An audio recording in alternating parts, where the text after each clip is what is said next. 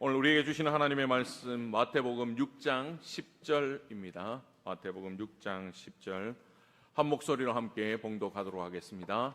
나라가 임하시오며 뜻이 하늘에서 이루어진 것 같이 땅에서도 이루어지이다. 아멘. 계속해서 우리가 주기도문을 살펴보고 있는데요.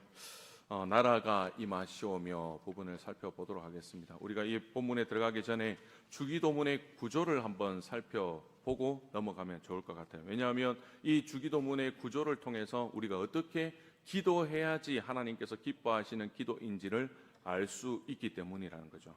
첫 번째, 주기도문은 네 부분으로 나눌 수 있는데, 첫 번째는 하나님을 부르는 초청으로 시작합니다. 하늘에 계신 우리 아버지여, 하나님께서 어떠한 분이심을 우리가 믿고 아빠 아버지 되신 하나님께서 나의 부르짖음을 들으실 것이라는 확신함을 가지고, 주님, 이제 제 마음이 준비되었습니다. 하나님과 교제할 준비가 되었습니다. 하나님과 대화할 준비가 되었습니다. 하나님, 나의 마음 가운데 오시옵소서. 이렇게 하나님을 부르는 초청의 기도가 시작입니다. 그리고 두 번째는 하나님을 위한, 하나님의 나라를 위한 기도의 제목을 아뢰는 거예요. 나의 기도를 먼저 하는 것이 아니라 그 기도의 제목이 세 가지가 있어요. 이름이 거룩히 여김을 받으시오며 나라가 임하시오며 뜻이 하늘에서 이루은 것 같이 땅에서도 이루어지이다. 이 세 가지를 하나님을 위한, 하나님의 나라를 위해서 우리가 먼저 기도해야 됩니다. 그리고 난 다음에 우리의 필요를 위해서 기도하는 거죠. 그 네 가지를 가르쳐 주셨습니다. 오늘날 우리에게 일용할 양식을 주시옵고, 우리가 우리에게 죄진 자를 사하여 준 것 같이 우리 죄를 사하여 주시옵고, 우리를 시험에 들게 하지 마시옵고, 다만 악에서 구하시옵소서. 이 네 가지 우리의 필요를 위해서, 또한 회개를 위해서 기도해야 되는 거죠. 그리고 그 다 우리의 필요를 기도한 후에 하나님의 영광을 올려드리는 송영, 나의 기도를 들으시고 응답해 주실 것을 믿습니다라는 그러한 송영으로 기도를 마치는 겁니다. 여러분이 이렇게 기도할 때 하나님께서 많은 은혜를 부어주실 줄 믿습니다. 그리고 기도의 응답을 주실 줄 믿습니다. 여러분, 어떤 면에서 우리가 기도의 응답을 받지 못하는 이유가 이 순서에 따라서 기도하지 못했기 때문이에요. 날마다 우리는 기도할 때 우리의 필요부터 먼저 기도하잖아요. 성경에는 뭐라고 기록되어 있습니까? 먼저 그의 나라와 그의 의를 위해서 기도해라. 그리하면 너와 내 모든 것을 더하시리라 말씀하시잖아요. 하나님 덤으로 주시는 거예요. 우리에게 주시는 것은 하나님의 나라와 영광을 위해서, 나라를 위해서 기도하면 더불어서 우리의 필요한 모든 것들을 채워주신다고 약속하고 있기 때문에 우리가 이 주기도문을 배우면서 다시 한번 하나님을 부르며 하나님의 나라와 하나님을 위해서 기도하고, 그 다음 우리의 필요를 위해서 기도하고, 그 모든 기도를 응답하실 하나님 앞에 영광 올려드릴 수 있는 우리의 참된 기도가 될 수 있기를 축복합니다. 오늘 우리가 살펴볼 부분 두 번째, 하나님을 위한, 하나님의 나라를 위한 기도 제목이죠. 나라가 임하시오며. 예수님께서는 나라가 임하도록 기도하라고 말씀하고 있어요. 예수님께서 말씀하신 이 나라는 어떤 나라일까요? 마음속으로 다 대답하고 계신 것 같습니다. 하나님 나라입니다. 공간복음에 보면 예수님께서 처음 사역을 하셨을 때 선포되어졌던 말씀이 무엇이냐? 바로 하나님의 나라에 대해서 선포하셨어요. 한번 찾아볼까요? 마태복음 4장 17절 하반절에 회개하라 천국이 가까웠느니라.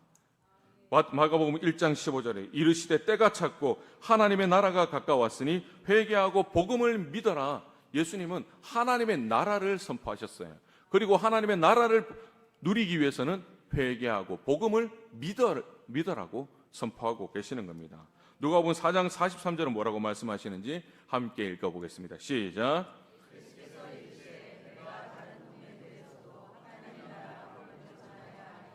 나는 이 일을 위해 보내심을 받았노라 하시고, 예수님께서 이 땅 가운데 오신 목적이 뭐냐요? 하나님의 나라, 이 복음을 전하기 위해서 이 땅 가운데 오셨다는 거예요. 하나님과 우리와의 관계가 끊어져 있는 이 상황 가운데 우리는 더 이상 하나님을 볼 수도 없고 하나님의 나라를 갈 수 없는 상황이지만, 예수님께서 이 땅 가운데 오셔서 하나님의 나라를 선포하시고 하나님의 나라가 어떠한 곳인지를 예수님의 사역들을 통하여서 다 보여주셨다는 거예요. 예수님께서는 가난과 배고픔과 병듦 가운데에서도 모든 것을 회복시키시고 치료해 주시는 그 하나님의 역사를 보여주면서 이것이 하나님의 나라라고 보여주신 겁니다. 그래서 이 하나님의 나라를 언제까지 전하셨습니까? 십자가를 지시기 전까지 전하셨고 부활하신 후에도 제자들에게 선포하신 것이 하나님의 나라에 대한 말씀이었다는 거예요. 이 메시지를 가지고 제자들이 이제 사도행전을 펼쳐나가는 겁니다. 그리고 그 사도행전 마지막 장에 보면 그 내용이 뭐냐? 하나님의 나라로 끝을 맺는 것을 우리는 볼 수 있어요. 사도행전 28장 30절에 31절 함께 읽겠습니다. 시작. 바울이 온 이태를 자기 셋집에 머물면서 자기에게 오는 사람을 다 영접하고 하나님의 나라를 전파하며 주 예수 그리스도에 관한 모든 것을 담대하게 거침없이 가르치더라. 바울이 온 2년 동안 지금 뭐를 선포했습니까? 예수 그리스도에 관한 것, 하나님의 나라를 전파했다라고 말씀하고 있지 않습니까? 이 바울만 이것을 전파할 것이 아니라 저와 여러분에게도 이 하나님의 나라를 전파하라는 사명을 우리에게 주신 거예요. 예수님께서 처음부터 끝까지 붙들었던 그 메시지는 뭐냐? 하나님의 나라에 관한 겁니다. 그러므로 주님이 우리에게 나라가 임하시오며 라고 기도하라고 하신 것은 단순한 나를 위해서 기도하라 이것이 아니라 하나님의 나라를 선포하라는 사명을 우리에게 주고 계시는 거예요. 그 하나님의 나라가 어디에 있습니까? 바로 저와 여러분의 삶 가운데 있다는 것을 잊지 말라는 거예요. 우리의 삶을 통하여서 그 하나님의 나라를 이루어 나가라고 주님께서 이 기도를 가르쳐 주신 거예요. 여러분, 우리가 죽어서만 가는 것이 하나님의 나라가 아닙니다. 우리 착각하지 마십시오. 우리가 이 땅 가운데서도 하나님의 나라를 누릴 수 있어야 되는 거예요. 그래서 예수님께서 이 땅 가운데서 기적을 베푸셨잖아요. 그리고 그 능력을 누구에게 주셨습니까? 바로 저와 여러분에게 주셨다는 거죠. 네, 권능을 다 주셨어요. 그래서 때문에 세상 가운데에서 하나님의 능력을 나타내고 증거하는 삶을 우리가 살아내어야 된다는 거죠. 그래서 이 주기도문을 통하여서 하나님의 나라가 임하도록 네가 기도하는데 어떻게 이 하나님의 나라를 증거하는 사명을 잘 감당할 수 있기를 주님 앞에 기도해라. 그러면 너의 삶에서 하나님의 나라가 나타날 뿐만 아니라 그 나타난 하나님의 나라가 믿지 않는 자들에게 너를 통하여 하나님의 나라가 전파되어질 것이다. 그리고 하나님의 나라가 더욱더 왕성하게 회복되어질 것이다. 이것이 하나님의 뜻이라는 거죠. 이 사명을 누릴 수 있는 저와 여러분이 될 수 있기를 축복합니다. 그렇기 때문에 이 기도는 뭐냐? 예, 주님, 제가 하나님의 나라를 선포하겠습니다. 이렇게 기도하는 것과 똑같다라는 거예요. 나의 삶에 있어서 하나님의 나라를 선포하는 자 되겠습니다. 내 입술에서 하나님의 나라를 선포하는 사람이 되겠습니다. 이렇게 기도하는 결단의 고백이 나라가 임하시오며 라는 뜻입니다. 또한 하나님의 나라가 임한다라는 것은 뭐냐? 하나님의 다스림을 받는다라는 의미예요. 이 나라라고 쓰인 단어 바실레이아, 이것은 나라라는 장소의 의미도 있지만 이거 여기에서 말씀하는 것은 통치권, 다스림의 의미가 더욱더 강합니다. 누구의 다스림을 받는 나라예요? 하나님의 다스림을 받는 나라를 의미하는 거예요. 예를 들어서 우리나라가 일제강점기를 겪었지 않습니까? 땅은 그대로 있었어요. 한국 국민의 소유로 있었어요. 일본들이 빼앗았긴 했지만 우리 땅은 우리의 것이에요. 하지만 왜 나라를 잃었다라고 이야기합니까? 우리의 주권을 잃어버렸기 때문인 거예요. 더 이상 우리 국민이 이 땅의 주인이 아니라는 거예요. 일본이 이 땅의 주인이라고 이야기하기 때문에 나라를 잃었다라고 표현하지 않습니까? 하나님의 나라도 마찬가지입니다. 역시 땅의 문제가 아니라 하나님의 주권, 하나님의 다스림의 문제에 있다는 거예요. 하나님의 나라는 하나님이 다스려야 되는데 그곳이 하나님의 다스림이 없다면 더 이상 그곳은 하나님의 나라가 될 수 없다라는 거예요. 인간은 창세기에서 하나님의 창조물이지 않습니까? 창조가 되고 그리고 하나님의 다스림을 에덴 동산에서 받았어요. 그렇지만 사탄의 유혹으로 하나님의 다스림을 거부하고 죄를 짓게 되었죠. 결국 하나님의 다스림을 거부한 인간은 누구의 다스림을 받습니까? 사탄의 지배를 받게 되고 죄의 종으로 살아가는 것이 일반적인 인간의 모습이었어요. 그렇지만 이 땅 가운데 하나님께서 우리를 너무나 사랑하시기 때문에 우리를 택하여 주셔서 예수님을 이 땅 가운데 보내어 주셨고 저와 여러분을 구원하여 주셨고 하나님의 다스림 아래로 우리를 다시 불러주신 거예요. 그래서 우리가 예수 그리스도를 믿는 사람들은 누구의 다스림을 받아야 되느냐? 하나님의 다스림을 받도록 이끄셨다라는 겁니다.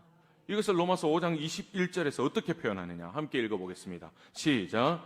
이는 죄가 사망 안에서 왕노릇한 것 같이 은혜도 또한 의로 말미암아 왕노릇하여 우리 주 예수 그리스도로 말미암아 영생에 이르게 하려 함이라. 예수님을 믿기 전에는 죄가 우리 마음 가운데 왕노릇했어요. 근데 이제는 하나님의 은혜로 말미암아 우리가 부르심을 받고 하나님의 사람이 되었어요. 그러면 누구의 다스림을 받습니까? 하나님의 다스림을 받는 거예요. 의로 말미암아 왕노릇하게 된다는 거예요. 하나님께서 우리를 의롭다고 말씀해 주셨으니까 우리는 의로 말미암아 이 세상에서 왕노릇하게 되었다라는 거예요. 그래서 이 나라가 임하시오며라는 기도, 이것은 우리의 삶이 누구의 다스림을 받을 것인지를 결정하라는 겁니다. 나라가 임하라는 것은 하나님, 내 마음속에 하나님이 임하여 주시옵소서. 그래서 하나님 나라가 되게 하여 주시옵소서. 이렇게 기도하라는 거죠. 이것을 의미를 넣지 않고 기도한다면 그냥 여전히 세상에 종노릇하며 살아가는 것이 우리의 모습이라는 것을 예수님께서 말씀하고 있는 겁니다. 여러분, 사실 그렇지 않습니까? 우리는 저마다 우리의 각자의 나라를 가지고 있습니다. 우리의 육신을 보면 우리의 의지로 손발을 움직이잖아요. 말도 내 의지대로 다스립니다. 그리고 나의 행동도 나의 의지대로 다스리게 되는 거죠. 나의 감정도 마찬가지입니다. 누를 수 있는 것도 내가 마음대로 그 감정을 폭발시켜서 다른 사람들을 상처 줄 수 있는 그러한 선택권이 우리에게 있다는 거예요. 우리의 가지고 있는 물질도 마찬가지입니다. 우리의 다스림을 받게 되어 있습니다. 우리의 일터도 우리의 다스림을 받고 있죠. 우리의 인간관계도 마찬가지잖아요. 여러분의 의지에 따라서 영향을 받기 때문에 그러한 인간관계도 여러분의 다스림을 받고 있는 거예요. 나는 사람 싫다, 안 만나면 그냥 내 주위에 사람이 없는 거예요. 그런데 나는 관계지향적이다, 그 사람과 교제하기를 원한다, 그러한 사람들은 또 관계가 풍성하지 않습니까? 그것도 나의 의지에 따라서 있다는 거죠. 나의 다스림 가운데 있습니다. 우리의 시간도 마찬가지입니다. 우리가 어떻게 결정하느냐에 따라 하루의 삶을 어떻게 살아가는지를 결정할 수 있는 겁니다. 다 우리의 다스림 속에 있다고 봐야 되는 거죠.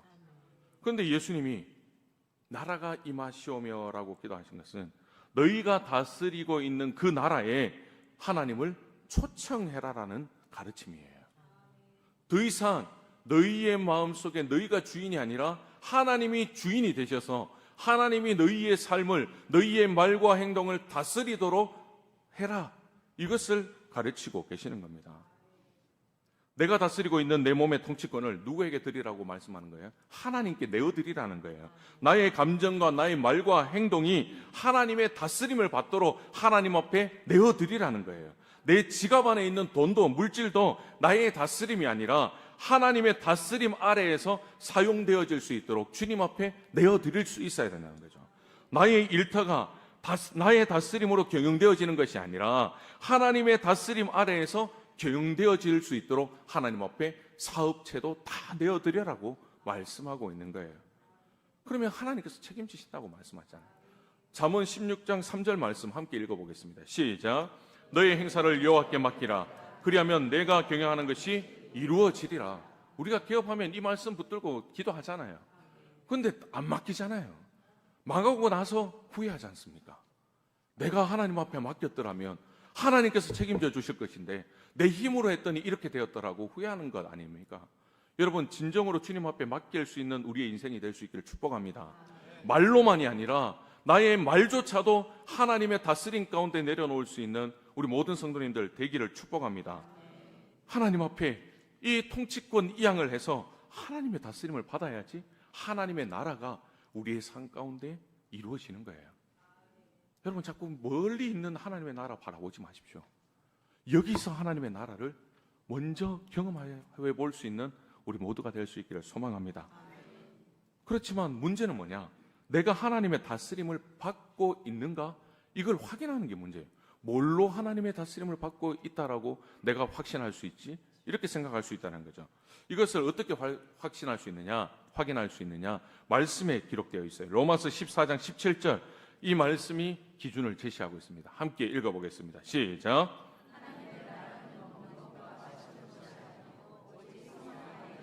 의와 평강과 희락이라. 네. 세상 나라의 목적은 뭡니까? 국민이 잘 먹고 잘 살게 해주는 것이 세상 나라의 목적이에요. 또 세상 사람들의 삶의 목적이에요. 그러나 하나님의 나라는 아니라고 말씀하고 있어요. 하나님 나라의 목적은 먹고 마시는 것이 아니라 그리스도인들이 의와 평강과 희락을 누리는 삶을 살도록 하는 것이 하나님의 나라의 목적이라는 겁니다. 그러면 이 의와 희락과 평강이 구체적으로 뭐냐? 첫 번째, 의를 살펴보겠습니다. 이 의는 칭의의 개념이 아닙니다. 단순히 우리가 의롭다 하셨다는 그 칭의의 개념이 아니라 하나님의 뜻에 순종해서 바른 관계를 맺는 도덕적인 의를 의미합니다. 도덕적인 의. 다시 말하면 구체적으로 말씀드리면 구약에서 뭐가 있을까요? 율법이 있겠죠. 율법을 주신 이유가 뭡니까? 이 말씀 다 지키면 구원받는다, 이거예요. 여러분들 오해하지 마십시오. 율법 다 지킨다고 받지 않는 사람도 있습니다. 율법을 주신 이유가 뭡니까? 죄를 깨닫도록 하시는 거예요. 네, 너희들이 이런 죄를 지었다, 회개해라. 너희들은 완벽한 삶을 살 수가 없다. 그렇기 때문에 나에게 엎드려라, 나를 의지해라, 나에게로 돌아오라라는 의미에서 율법을 주신 거예요. 구원의 목적으로 율법을 주신 것이 아닙니다. 여러분, 구원은 오직 하나님에게 있어요. 그리스도를 믿음으로 구원을 받을 수 있습니다. 아무리 행위로는 구원을 받을 수 없어요. 구원받은 사람들이 어떻게 살아가야 되느냐? 하나님의 말씀을 지키는 거죠. 그것이 율법입니다. 평생 가도 다 지킬 수는 없지만 하나하나 지켜나가면서 우리의 신앙이 점점 성장하기를 기뻐하시는 것이 하나님이란 거죠. 그렇기 때문에 여기에서 말하는 의는 뭐냐? 도덕적인 의입니다. 하나님과 바른 관계를 내가 맺고 또한 내가 이웃과 바른 관계를 유지하는 것, 이것을 위해서 최선을 다하는 것이 바로 의라고 말씀하고 있어요. 그렇기 때문에 내가 하나님의 다스림을 받고 있는지, 오늘 내 삶에 하나님의 나라가 임하고 있는지, 이것을 어떻게 알 수 있느냐? 나를 둘러싼 관계를 보면 알 수 있다는 거죠. 네. 내가 법을 잘 지키고, 내가 세상의 규칙을 잘 지키고, 또한 서로와의 관계에서 선을 잘 지키고, 네. 선을 넘지 않고 서로에게 예의를 갖추면서 그렇게 살아가느냐라는 거예요.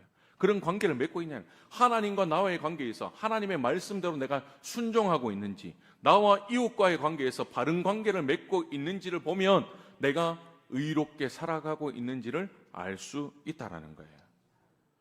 여러분, 하나님과의 바른 관계를 위해서 내가 최선을 다하면서 도덕적으로, 윤리적으로, 실제적으로 최선을 다하고 있다, 이런 분들이 계신다면 여러분들은 100점 만점에 50점입니다. 100점이 될 수 없어요. 나머지 50점은 뭐냐? 이웃과의 관계에서 내가 어떤 열매를 맺고 있느냐의 점수가 더해져야지 100점이 되는 겁니다.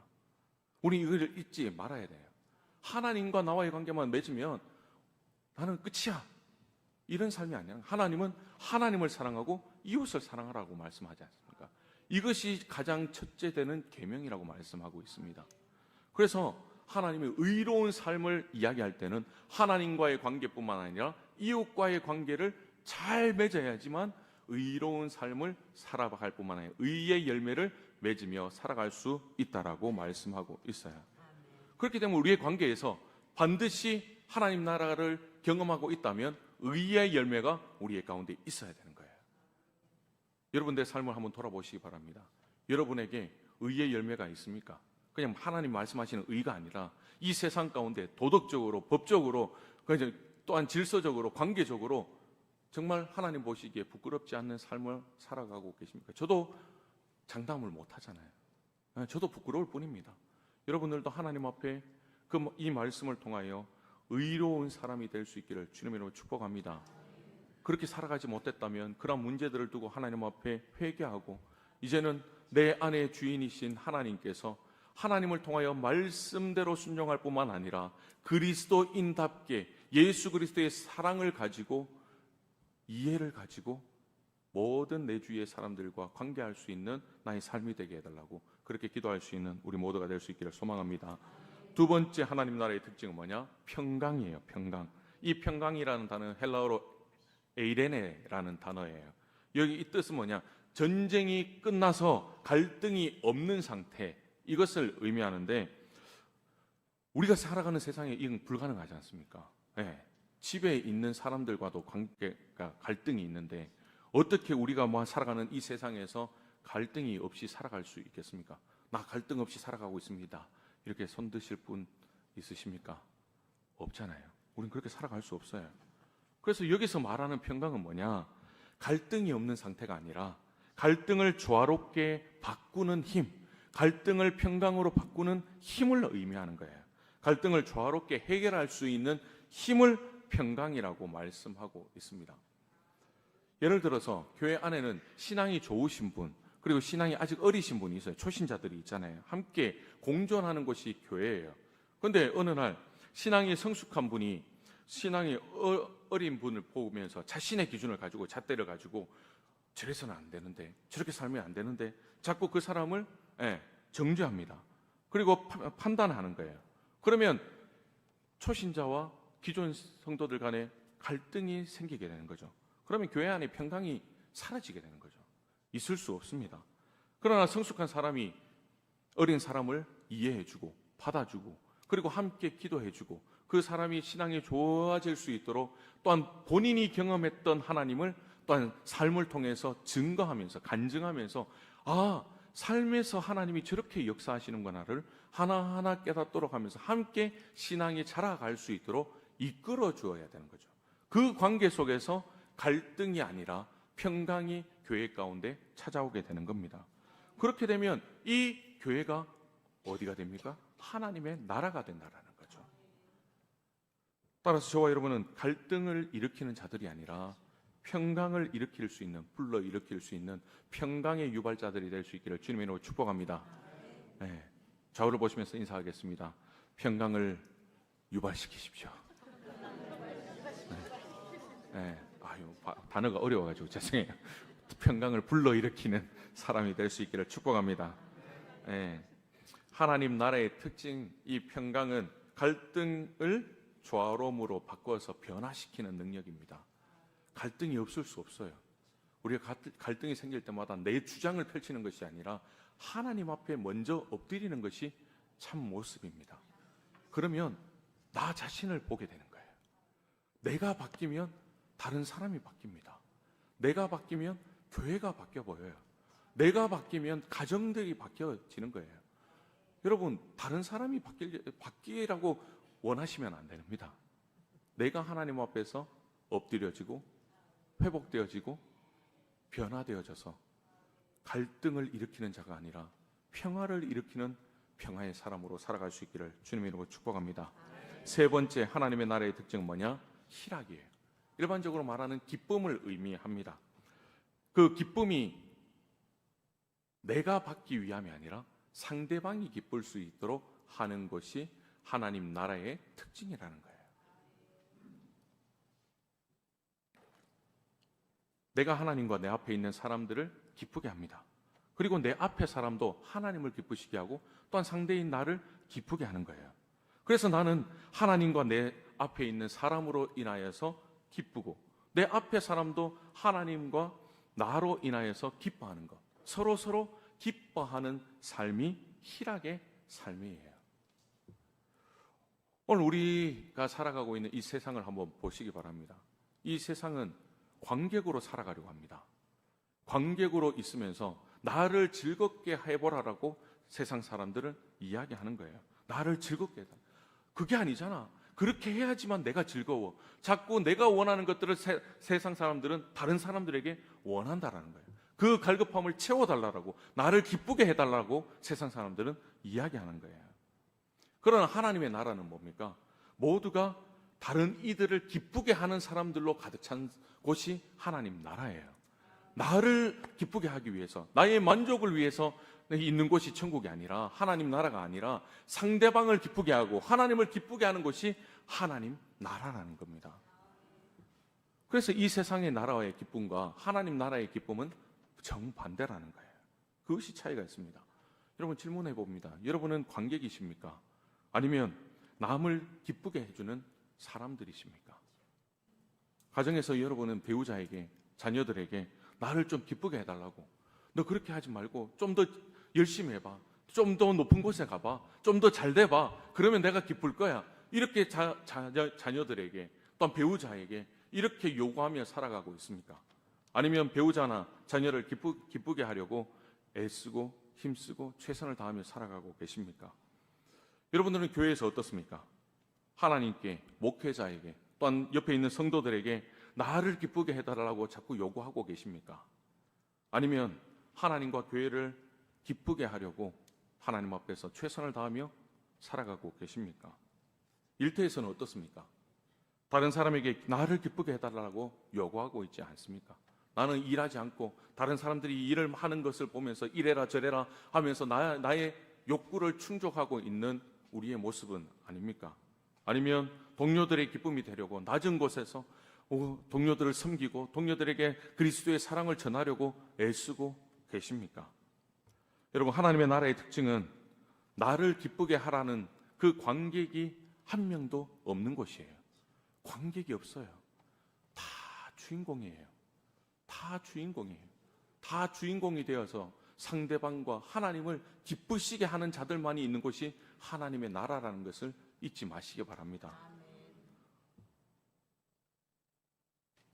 우리가 나라가 임하시오며 라고 기도하고 있다면, 하나님의 나라 다스림을 받기를 원한다면 우리는 스스로 영적인 기쁨을 주는 사람이 되어야 합니다. 우리 모두가 영적인 그 사랑을 줄 수 있는 우리 성도님들이 될 수 있기를 축복합니다. 그렇다면 어떻게 우리가 기도해야 되고 어떻게 살아가야 될까? 어떻게 해야지 하나님의 나라가 임할까? 첫 번째는 나의 모든 것이 하나님의 것임을 인정해야 하며 기도해야 되는 거예요. 예를 들어서 어떤 사람이 친구가 있었습니다. 그 친구가 자전거가 필요하다고 해서 자기가 가지고 있는 자전거를 빌려주었어요. 그리고 1년 동안 잊어버리고 있었죠. 1년 뒤에 본인이 이제 운동하려고 타려고 그 친구에게 연락을 했더니 자전거가 없다는 거예요. 어떻게 되는 거냐? 본인이 또 다른 친구가 필요하다고 해서 줬는데 잃어버렸다는 거죠. 본인은 모르는데 빌려줘서 잃어버렸다는 거예요. 여러분, 이거는 뭐 어떻게 보면 있을 수 있는 이야기잖아요. 근데 이게 별거 아닌 것 같지만 사회법을 가지고 오면, 세상의 법을 가지고 오면 무슨 죄에 해당할까 한번 찾아봤습니다. 네, 사회법으로 따지면 무슨 법이 될까요? 우리 집사님 계시나요? 무슨 죄? 네, 횡령죄. 형법 제355조 횡령죄에 걸립니다. 그 횡령죄 뭐라고 적혀 있냐면, 남의 물건을 주인에게 물어보지 않고 내 것처럼 사용하거나 남의 물건을 돌려주지 않으면 횡령죄다. 이거는 사회에서도 죄를 지은 것이고, 이 죄를 지었으면 벌을 받아야 되는 거잖아요. 그렇죠? 그런데 저와 여러분도 영적인 횡령죄를 짓고 계시는 거 아십니까? 나는 아닌데요. 이렇게 눈빛이 있으신데, 누구의 것을 횡령합니까? 하나님의 것. 역대상 29장 14절 한번 볼까요? 시작. 나와 내 백성이 무엇이기에 모든 것이 주께로 말미암아 싸우니 우리가 주의 손에서 받은 것으로 주께 드렸을 뿐이다. 네, 이 저자는 지금 뭐라고 말하고 있어요? 내가 무엇이기에 즐거운 마음을 이렇게 드릴 수 있습니까? 이렇게 주신 거는 뭐냐? 주께로 말미암았다는 거예요. 모든 것이 하나님께로부터 왔다라는 그 고백이 이 말씀의 고백이잖아요. 그렇기 때문에 하나님께서 필요하시다고, 주님의 전을 짓기에 필요한 그 모든 물질을 하나님 앞에 그냥 내어 드린다라는 거잖아요. 여러분, 우리는 어떻습니까? 내가 쓰고 있는 것이 내 것이라고 우리는 착각합니다. 내 통장의 명의가 내 이름이니까 내 돈이라고 생각을 하는 거예요. 내가 살고 있는 집이 내 명의니까 내 집이라고 생각합니다. 내 시간, 내 능력, 그리고 나의 달란트들, 이것을 내가 결정하니까 내 것이라고 착각할 때가 많다는 거예요. 그런데 이런 생각은 누구의 생각이에요? 세상 사람들의 기준입니다. 세상 사람들, 하나님을 믿지 않는 사람들의 생각이라는 거예요. 하나님을 믿는 저와 여러분은 세상 사람들과 똑같은 생각으로 기준을 잡으면 안 되는 겁니다. 여러분 너무나 잘 알고 계시잖아요.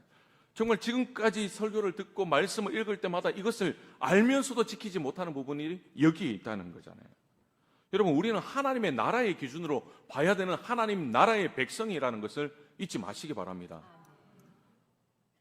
하나님 나라의 형법으로 보면 우리가 가지고 있는 모든 것은 지금 누구에게 빌려 쓰고 있는 거예요?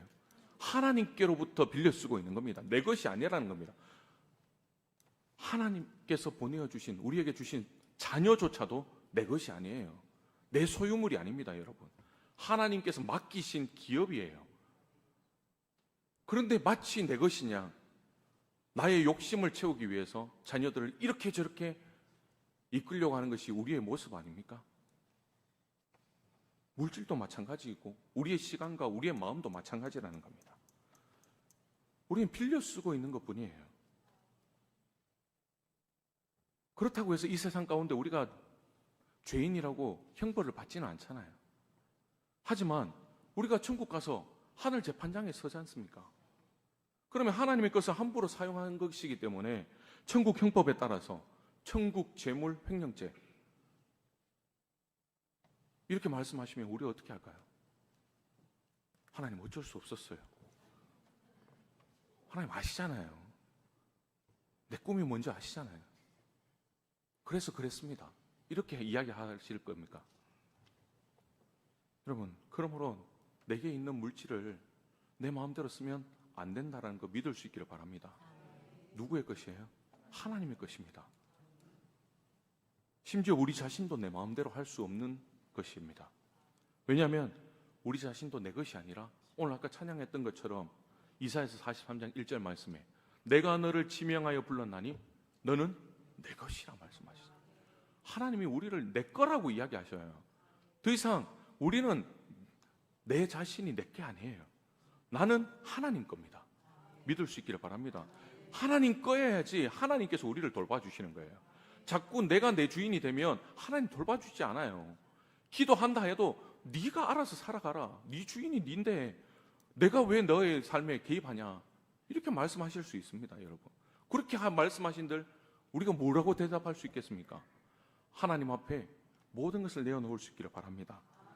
그렇게 살아가는 것이 뭐냐? 로마서 12장 1절 하반절에 너희 몸을 하나님이 기뻐하시는 거룩한 산 제물로 드리라. 우리가 살아가야 되는 방향입니다, 여러분. 우리가 이 세상 가운데 살아갈 때도 거룩한 산 제물이 되도록 하기 위해서 의의 열매를 맺어가는 거예요. 이 세상 가운데서도 흠이 없도록 하나님의 말씀대로 순종하기 위해서 또 나라의 법을 철저하게 지키면서 정의와 공의를 행하면서 살아가는 것이 그리스도인이라는 겁니다. 그렇게 살아갈 때 하나님께서 기쁨의 제물로 받아주신다는 겁니다. 따라서 우리의 몸을 말씀과 기도로 겸손과 섬김으로 거룩하게 관리하면서 살아가야 됩니다. 그런데 우리의 몸은 어떻습니까?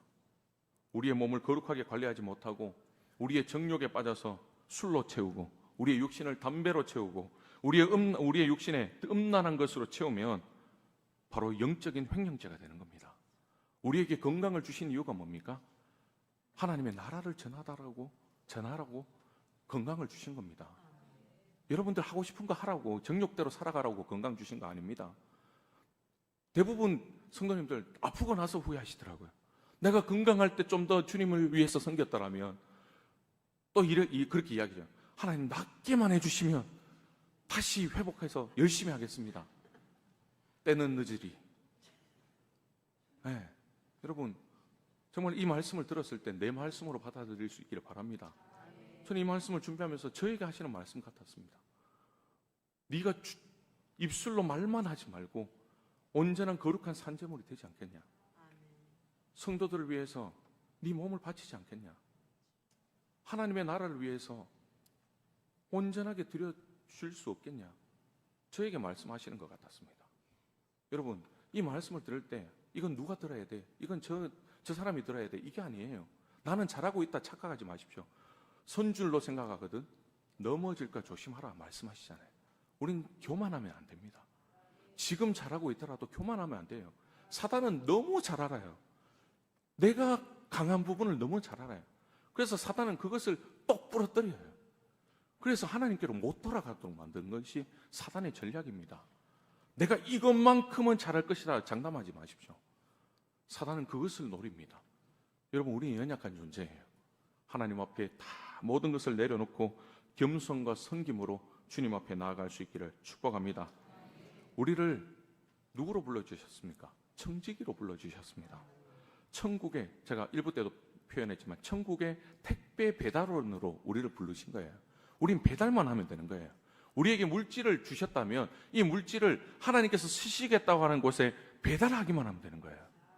그러면 하나님의 나라가 그곳에 임하는 거예요. 나의 시간을 하나님께서 택배로 보내신다고 하면 나의 시간을 필요로 하는 곳에 내가 사용하면 되는 겁니다. 그렇게 하면 되는 거예요. 그러면 하나님의 나라가 나를 통하여서 이루어진다고 말씀하고 있는 겁니다. 그것이 바로 하나님의 나라가 임하는 거예요. 두 번째로 하나님의 나라가 임하도록 위해서 기도하기 위해서는 무엇을 위해서 기도했느냐?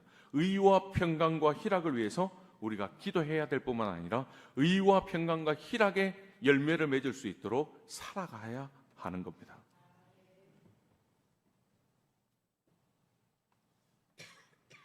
의는 바른 관계를 통해서 서로에게 최선을 다하는 거예요. 평강은 갈등을 조화로움으로 풀어서 평화롭게 하는 것입니다. 희락은 상대방을 기쁘게 하면서 다 함께 기뻐하는 거예요. 이 의와 평강과 희락의 열매를 가지기 위해서 우리는 힘써 노력해야 됩니다. 우리의 능력으로 될 수 없어요. 누가 주시는 능력으로? 주님이 주시는 능력으로. 성령이 나와 함께 하셔야지만 그 성령의 이끌림을 받고 이 의와 평강과 희락의 열매를 맺을 수 있다는 거죠. 성령을 사모할 수 있기를 바랍니다. 그 하나님의 나라가 임한 자리, 그 임한 자리가 우리가 거해야 될 곳입니다. 그런데 반대로 내가 요구만 하고 있고 내가 갈등만 쌓고 내가 가는 곳에 내가 기쁨만을 요구하고 있다면 그곳은 하나님의 나라가 아니라 전쟁터가 되어질 것입니다. 여러분들이 거하고 계시는 가정은 천국입니까? 아니면 전쟁터입니까? 여러분들이 다니시는 직장은 전쟁터이십니까? 하나님이 거하시는 하나님의 나라이십니까? 여러분들이 지금 섬기고 있는 우리 내곡교회는 전쟁터입니까? 아니면 하나님의 나라입니까?